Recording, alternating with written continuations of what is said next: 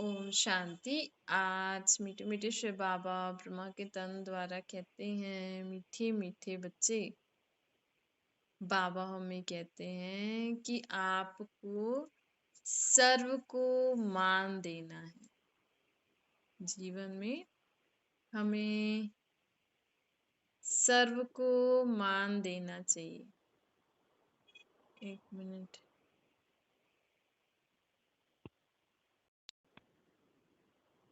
तो बाबा हमें कहते हैं आपको सर्व को मान देना है, सम्मान देना है। खुद को भी मान सम्मान दो, क्योंकि दुनिया में क्या होता है कि लोग खुद के लिए क्या बोलते हैं, मैं दुखी आत्मा हूँ, शांत आत्मा हूँ, मैं परेशान आत्मा हूँ, ऐसा बोलते हैं ना। तो आजकल लोग खुद का ही मान नहीं रख रहे कि मैं खराब हूँ, मेरे ऐसे स्वभाव संस्कार हैं, मेरी ऐसी आदत है, मैं अपनी आदत को चेंज नहीं कर पा रही हूँ। तो जैसे खुद के लिए ही लोगों में ऐसी ऐसी भावनाएं हैं, ऐसी ऐसी फीलिंग्स हैं, खुद के लिए ही अच्छी भावना नहीं है, अच्छा खुद को चेंज करने की ही शक्ति नहीं है, तो दूसरों को हम क्या क्यों बोले।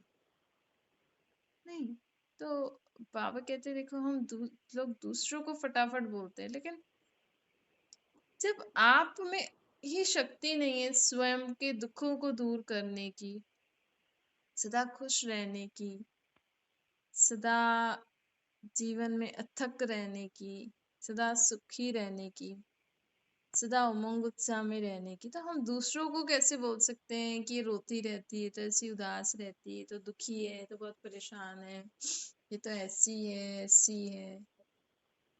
तो बाबा कहते हैं आप खुद को भी शक्तिशाली बनाओ, खुद को भी मान दो, दूसरों को भी शक्तिशाली बनाओ, दूसरों को भी सम्मान दो। देना ही लेना है। जब आप दोगे तभी तो आपको मिलेगा ना।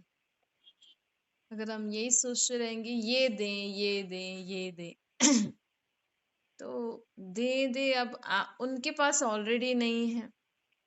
आज क्या बोलते हैं कि बड़े लोग जो होते हैं ना, आप सोचो अगर हम इस बात पे अगर हम ध्यान दें, बड़े बड़े लोग क्या बोलते हैं कि अरे उन्होंने तो हमारी इज्जत ही नहीं करी, हमें सम्मान नहीं दिया, अच्छे से हमसे व्यवहार नहीं किया। हम इतने बड़े लोग भी दूसरों से एक्सपेक्ट करते हैं कि हाँ बहू हमारी इज्जत करे, हमें मान सम्मान दे। आप अपने बहू को इतना प्यार दो, इतना मान सम्मान दो, उसके अवगुणों को देखते हुए न देख उसको आगे बढ़ाने की। माना कि हर एक आत्मा में कोई ना कोई अवगुण तो होता ही है, नहीं? तो होते हैं कई कई बार ऐसे भी अवगुण होते हैं कि सास को बहू निकाल ही दे, या ये सोचे ये सास कब मरेगी तो सब कुछ मेरे को मिलेगा। अब ऐसे लोगों के लिए आप कैसे उनका सम्मान कर सकते हो, उनको मान दे सकते हो? इतना हमारा दिल बड़ा है तो कि कोई आपकी बहू आपको घर से निकालना चाह रही हो, आपको मारना चाह रही हो, लेकिन बाबा तो कहते हैं कि सबको मान सम्मान दो, रिगार्ड दो, सबको प्यार करो, सबके प्रति शुभकामना करो, सबकी विशेषताएं देखो। अब जो इंसान हमें घर से ही निकालना चाह रहा हो, उसके लिए हम कैसे उनकी विशेषताएं में और क्या विशेषता देखें? तो बाबा कहते हैं देखो, और कुछ भी नहीं, ये तो है कि चलो वो आत्मा है, वो आत्मा परमात्मा का बच्चा है। उस समय हमें ये नहीं देखना चाहिए कि ये बहू मुझे घर से निकालना चाह रही है, मुझे मारना चाह रही है। उस समय उस आत्मा के ऊपर रहम आना चाहिए हमें, कि इस आत्मा के ऊपर रहम आना चाहिए कि ये क्या कर रही है। आज अगर इसने ऐसा कर लिया तो इसको भविष्य में कितनी सजा खानी पड़ेगी। नहीं, सजा खानी पड़ेगी ना। या तो ये सोचो चलो मेरा कोई कर्म भोग होगा जो मेरे चुकतू करने के लिए सामने आया है, या आपका कर्म भोग नहीं है, ये नया हिसाब किताब बन रहा है। तो ये बेचारी आत्मा फिर कितना पश्चाताप करेगी, कितना दुखी परेशान हो जाएगी। जब भी आपको ऐसा लगे ना कोई हमसे एंटी है, कोई हमें पसंद नहीं करता है, कोई हमें ऐसा मारने की कोशिश कर रहा है, निकालने की कोशिश कर रहा है, तो ऐसी आत्माओं पे और रहम आना चाहिए, क्योंकि उस समय वो बहुत बुराइयों के वश होती हैं। वो आत्मा परवश होती है। नहीं तो ऐसे कोई कैसे किसी को घर से निकाले, आप बताओ। नहीं, ऐसे किसी की हिम्मत हो सकती है कि अभी अभी शादी हुई और कह रही है मेरा घर है, ये इतने सालों से सास रह रही है और उसको बोल रही है ये सास चली जाइए, मेरा घर है। आप सोचो ये हिम्मत उस आत्मा में कैसे आई। तो जरूर वो नेगेटिव प्रभाव में आई है, क्योंकि दुनिया में आजकल ऐसा बहुत हो रहा है। तो एक तरीके से एक नेगेटिव हवा फैल रही है, इसमें कोई बेटा या बहू खराब नहीं है। ये एक हवा दुनिया में फैल रही है जो उन उन आत्माओं को अटैक कर रही है। आज अगर बेटा बेटी देखो, बहू, ये जो सॉरी हाँ, बेटी भी कभी कभी कर लेती है, कभी बेटा और बहू अगर अपने सास ससुर को मार के या ऐसे निकाल भी रह रहे हैं, तो आप सोचो अगर उनके जाने के बाद वो सुखी रह पाते हैं। नहीं, आज वो सोचते हैं हाँ भाई बहू भी बेटे और उसको अपने उसमें कर लेगी, अपने पति को, अपने बच्चों को। चलो उन्होंने सास और ससुर को निकाल भी दिया, खुद अकेले रह रहे, सब कुछ ले भी लिया, तो हमें तो उनके ऊपर रहम आना चाहिए कि ये आत्माएं ऐसा करके फिर बेचारे बाद में कितना कितना दुख देखने वाले हैं, कितना पश्चाताप करने वाले हैं। और ये भगवान से प्रार्थना करनी चाहिए कि इनको क्षमा करना, इनको सद्बुद्धि दो, इनको इनका साथ दो भगवान, नहीं तो ये ऐसा गलत काम कर देंगे तो बेचारों को बहुत सजा मिलेगी, बहुत पश्चाताप। भगवान नहीं देता है, लेकिन जब अपनी गलती रियलाइज होती है, जब उनके बच्चे उनके साथ ऐसा करते हैं ना, क्योंकि होगा, होता ही है ना, नहीं तो वो आत्मा को वो फीलिंग कैसे आएगी। या तो आपने अपने सास ससुर से ऐसा किया होगा। आज दुनिया में जो लोग ऐसे बूढ़े माँ बाप को बाहर निकाल देते हैं अनाथ आश्रम में, तो या तो उन्होंने अपने सास ससुर के साथ ऐसा किया होगा, तो या तो उनका कोई नया हिसाब किताब है, कुछ भी हो सकता है, इसमें एक की गलती नहीं होती है। तो ऐसे समय पर भी जो परमात्मा हमें कहते हैं सर्व के लिए शुभ भावना शुभकामना करो, क्षमा करो, दया करो, रहम करो, सबका सम्मान करो, किसी के लिए भी बुरा नहीं सोचो, चाहे आपके लिए कोई कितना भी बुरा सोचे, आपको मारने की भी कोशिश करे, तो भी उस आत्मा पे रहम करो। इसका प्रैक्टिकल एग्जाम्पल हम देखते हैं कि हमने भगवान के लिए कितना कुछ गलत बोला, लेकिन फिर भी परमात्मा हमारे ऊपर रहम दया करते हैं ना। आप बोलो नहीं भगवान को कोई कैसे, लेकिन भगवान को बोला है दुनिया में लोगों ने। अब ग्रंथ शास्त्र में देखो, मूर्तियां देखो, कण कण में भगवान, टिक्कर बित्तर में भगवान, भगवान ये करता है, भगवान ये करता है। कई लोग भगवान को भी गालियां देते हैं। नहीं, वो ऐसे पिक्चर बना दी है हाथी बंदर वाला, वो तो ठीक है, लेकिन प्रैक्टिकल में गालियां देते हैं कि भगवान ऐसा है, ऐसा है, ऐसा है। क्योंकि जब लोग बोलते हैं कि भगवान ने दुनिया बनाई, तो कई लोगों को लगता है ऐसी दुनिया बनाई क्यों, खुद तो ऊपर बैठा है और हमें ऐसी दुनिया बना के दी, तो भगवान को भी लोग गालियां देते। लेकिन भगवान ने दुख की दुनिया थोड़ी बनाई। अब चीज नहीं होती है तो पुरानी तो होती ही है ना। अब आपको चीज भी चाहिए, पुरानी भी नहीं हो, ऐसे थोड़ी होगा, फिर पुरानी से नया बनाना पड़ता है। तो बाबा हमें कहते हैं कि आपको यहाँ पे इस सृष्टि पर पाठ बजाते हुए सदा सर्व को सम्मान दो, मान दो, खुद को भी मान दो। लोग खुद को भी मान नहीं देते ना, मैं दुखी हूँ, परेशान हूँ, नहीं, खुद को भी मान दो, मैं सुखी हूँ, मैं शांत हूँ, मैं शक्तिशाली आत्मा हूँ, मैं निर्भय आत्मा हूँ, मैं सदा अथक रहने वाली, मुझ आत्मा का शरीर निरोगी है। ऐसे ऐसे करके खुद को भी मान दो। कभी नहीं बोलो कि मैं दुखी हूँ, मैं परेशान हूँ, मेरा शरीर बीमार है, मैं ऐसी हूँ वैसी हूँ, नहीं, मेरी ऐसी आदत है, नहीं, मेरी आदत खत्म होती जा रही है, मैं इस आदत से मुक्त आत्मा हूँ, इस स्वभाव संस्कार से मुक्त आत्मा हूँ। खुद को भी बेचारा नहीं बनाओ कि अरे मैं क्या करूँ, मैं नहीं कर सकती हूँ, मैं लाचार हूँ, फलानी फलानी हूँ। बाबा कहते हैं ऐसा नहीं करो। तो बाप आज हमें क्या कहते हैं कि सदा हमें अपने जीवन में सर्व को, खुद को और सर्व को मान देना है। और कोई कितना भी बड़ा दुश्मन हो, हमारे लिए बहुत बुरा बुरा सोचता हो, बोलता हो, उस पर भी हमें रहम करना है, दया करना है, क्षमा करना है, उनके लिए भी अच्छा सोचना है।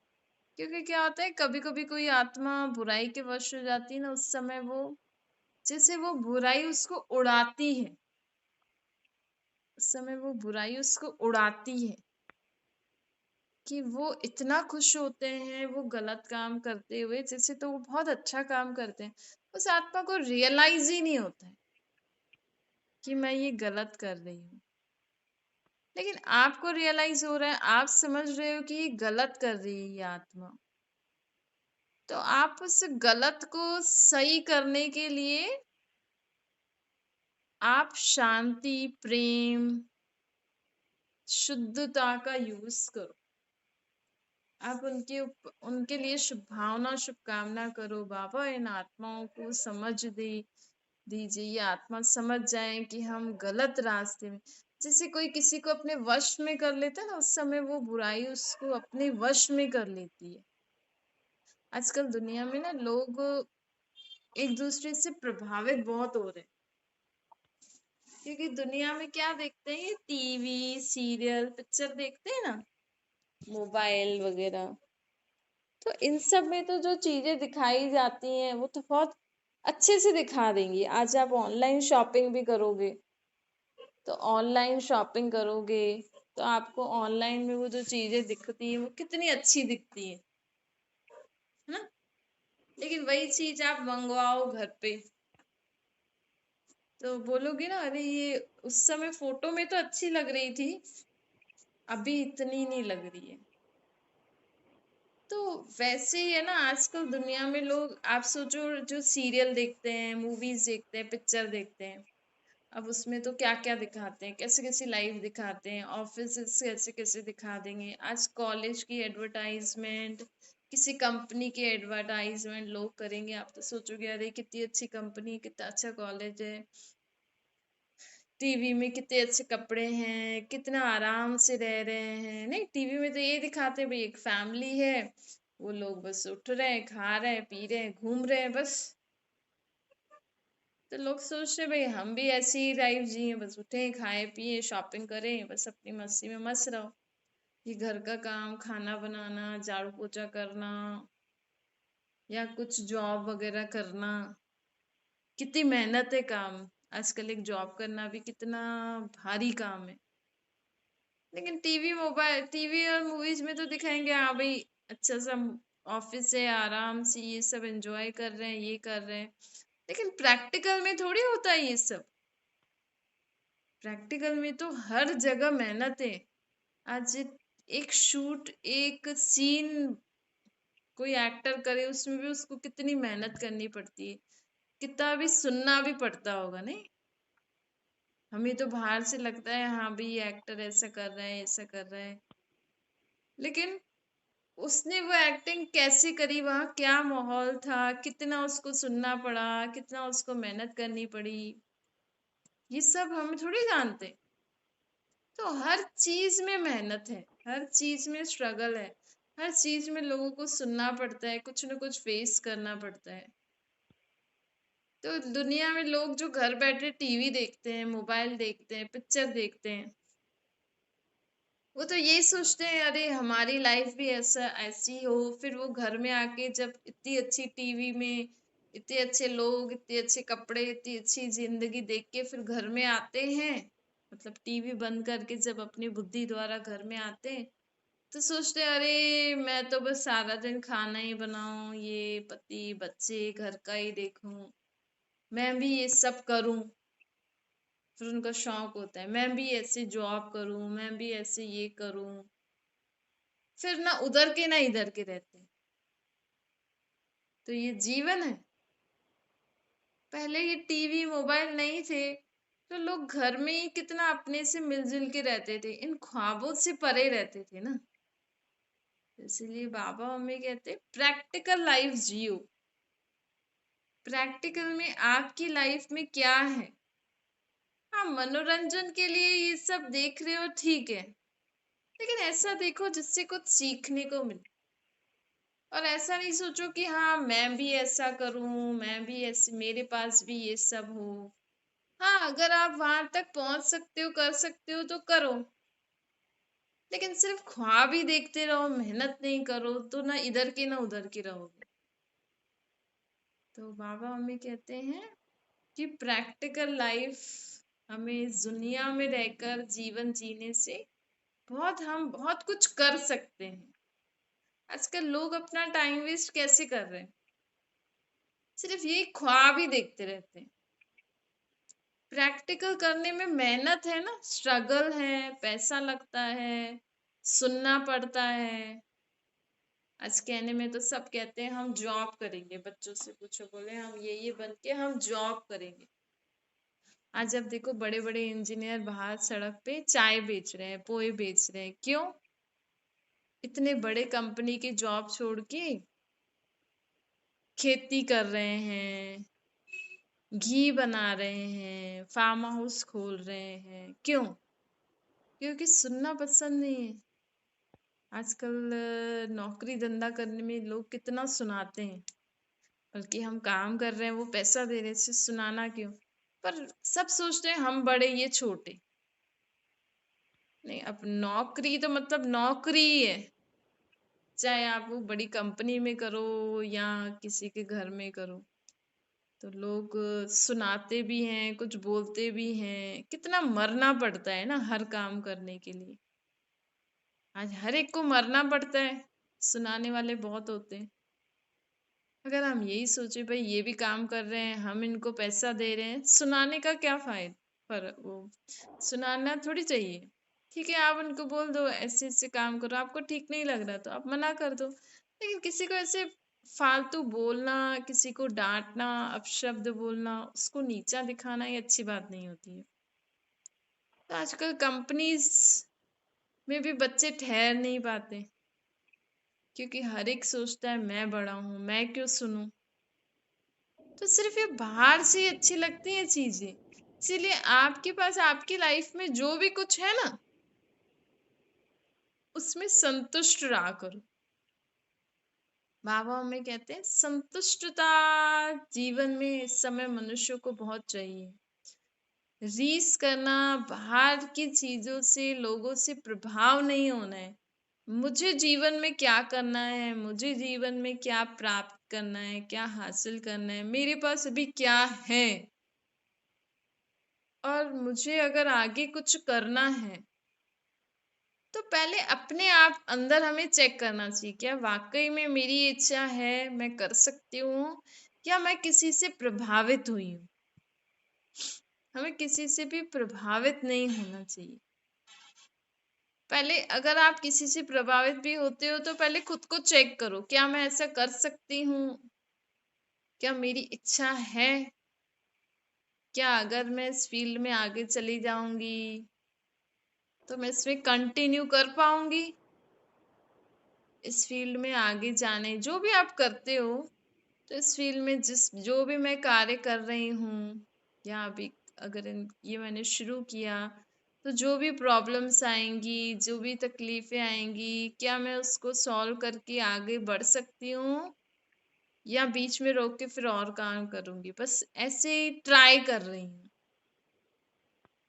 तो ये हमें खुद को आप देखो, हमें क्या करना है, हमें क्या चाहिए, क्योंकि दुनिया में तो वैरायटी टाइप ऑफ काम है, वैरायटी टाइप ऑफ लोग हैं, वैरायटी। आजकल तो कितने सारे काम निकल गए हैं। आजकल तो देखो घर पे बैठे ही लेडीज कितना काम कर रही हैं। अचार बनाना, खाना बनाना, कुछ क्राफ्ट का काम कर लेना, कुछ दिए बना देना, डेकोरेशन कर लेना, हजार बहुत सारे काम हो गए हैं आजकल। आजकल कमाई के साधन बहुत हो गए हैं। सिर्फ आप अपने आप को जांचो, देखा देखी नहीं करो। आप अपने आप को देखो कि हाँ, मेरे पास टाइम है, मैं अपने टाइम को यूटिलाइज कैसे कर सकती हूँ। अगर आपके पास पैसे की जरूरत है, आप घर में ज्यादा फ्री रहते हो, तो कर लो कुछ ना कुछ काम, लेकिन अपने आप को देखो। ऐसे किसी से प्रभाव होके फिर बैठ नहीं जाना है। तो बाबा आज हमें कहते हैं कि ऐसे ऐसे करके हमें जीवन में सदा आगे बढ़ते रहना है। खुद को भी मान दो, दूसरों को भी सम्मान दो, सर्व के प्रति शुभ भावना, शुभकामना रखो। कोई भी इंसान खराब नहीं होता है। किसी भी बात को लेकर आप बड़ा नहीं बनाओ, बड़ा दुख का नहीं बनाओ। हर हमेशा सोचो, अगर मेरे जीवन में ये कोई भी परिस्थिति, ये दुख आया है, तो ये मेरे कर्मों का फल है। अब कर्मों का फल मीठा है, कड़वा है, खट्टा है, कैसा भी है, आपको स्वीकार तो करना पड़ेगा। और उसको आप इजीली स्वीकार कर सकते हो परमात्मा की याद में रहकर, उनकी शक्ति का को अपने जीवन में धारण कर कर। तो बाबा आज हमें कहते हैं कि क्योंकि क्या होता है, कभी कोई हमें बताता है ना, फलाना ने ऐसा किया मेरे साथ, तो हम दूसरे लोगों के लिए बहुत बुरा सोचने लग जाते हैं कि हाँ, कितने खराब लोग हैं, देखो बेचारे के साथ, बेचारी के साथ ऐसा किया। लेकिन हमेशा हमारी बुद्धि में ये रहना चाहिए, जो बाबा हमें कहते हैं, ये है कर्म भोग चुकतू करने का समय, ये है हिसाब किताब चुकतू करने का समय। इस समय सभी आत्माएं अपना अपना हिसाब किताब चुकतू कर रहे हैं। कोई किसी के लिए बोले ये ऐसा है, इन्होंने ऐसा किया, चलो आप का जो हिसाब किताब है दोनों का, वो जल्दी जल्दी चुकतू हो जाए और आप सब अच्छे से रहने लग जाओ। ऐसे संकल्प करना चाहिए, ऐसे उनको बोलना। उनको ये भी नहीं बोलना कि हाँ आपके साथ ऐसा किया, ऐसा किया, उनका दुख और बढ़ जाता है। कोई आपको सुनाए ना, हमारे साथ ऐसा किया, इन्होंने ऐसा किया, कभी भी उनके लिए कभी भी उनको ऐसा नहीं बोलना, अच्छा उन्होंने ऐसा किया, ऐसा किया, वो तो बहुत खराब है। नहीं, चलो ये आपका हिसाब किताब है, आप दोनों का हिसाब किताब जल्दी जल्दी चुकतू हो जाए और आप फिर से अच्छे से रहने लग जाओ। ऐसे बोलने से उनको भी हमें समझाना है कि सिर्फ वही गलत नहीं है, इस जन्म में वो गलत है, क्या पता पिछले जन्मों में आपने भी किया हो। खासकर हम बच्चों को देखते हैं और बूढ़ों को देखते हैं, तो हमेशा बड़ों को ही हम गलत मानते हैं। बच्चों को भी गलत मानते हैं कि हाँ, बच्चे भी ऐसे खराब हैं जो माँ बाप को परेशान करते हैं, पर एक हाथ से थाली नहीं बजती है, एक हाथ से नहीं बजती है। जरूर पिछले जन्म का कोई कर्म भोग होगा। चाहे आपके घर में जो काम करने वाले आते हैं ना, उनके साथ भी हमारा हिसाब किताब होता है। जरूरी थोड़ी वही खराब है, वही गलत कर रहे हैं, नहीं। वो अगर आपका काम ठीक रीति से नहीं कर रहे, आपको परेशानी हो रही है, जा भी नहीं रहे, आपके पास ही है, निकल भी नहीं रहे हैं और काम भी ठीक नहीं कर रहे हैं, और आप भी परेशान, वो भी परेशान, तो देखो ये भी हिसाब किताब होता है। नहीं, निकालने में तो लोग निकाल लें, चलो हमें आपका काम पसंद नहीं कर रहा, लेकिन फिर कैसे न कैसे फिर उनको रखते भी हैं, परेशान भी होते हैं। देखो ये सब हिसाब किताब होता है, लेना देना होता है। तो हमें ये कर्म हिसाब किताब को ध्यान में रख के जीवन में सदा स्वर्ग के प्रति शुभ भावना शुभकामना कर आगे बढ़ते रहना है। अच्छा, मीठे मीठे से खिलते बच्चों के प्रति माता पिता बाप दादा का याद प्यार और गुड मॉर्निंग। रूहानी बाप की हम सभी रूहानी बच्चों को नमस्ते। हमारी भी रूहानी माता पिता बाप दादा को याद प्यार गुड मॉर्निंग और नमस्ते वरदान है। श्रेष्ठ सम्मान की सीट में रह सर्व को सम्मान देने वाले सर्व के माननीय बनो। बाबा कहते हैं सदा अपने श्रेष्ठ सम्मान में स्थित रहकर निर्माण बन सबको सम्मान देते चलो। अपने सम्मान में रहो, कोई सा भी सम्मान ले लो। बाबा ने हमें बहुत सारे सम्मान दिए हैं। आप सुखी आत्मा हो, शांत आत्मा हो, मास्टर सर्वशक्तिवान आत्मा हो, आप परमात्मा के बच्चे हो, आप सर्व का कल्याण करने वाले हो। कोई सा भी सम्मान ले लो, मैं सबका कल्याण करने वाली आत्मा हूँ। तो अब ये सदा याद रखो, जैसे अपने देह का काम याद रहता है ना, मैं माँ हूँ, मैं बाप हूँ, मैं डॉक्टर हूँ, मैं इंजीनियर हूँ, मैं फलाना हूँ फलाना, ऐसे याद रखो मैं आत्मा हूँ, मैं सर्व का कल्याण करने वाली आत्मा हूँ। सर्व का कल्याण करने वाली मैं आत्मा हूँ। तो आप सोचो, अगर मुझे सदा याद रहेगा कि मैं सर्व का कल्याण करने वाली हूँ और मेरा कोई अकल्याण कर रहा है, लेकिन मैं तो सर्व का कल्याण करने वाली आत्मा हूँ ना।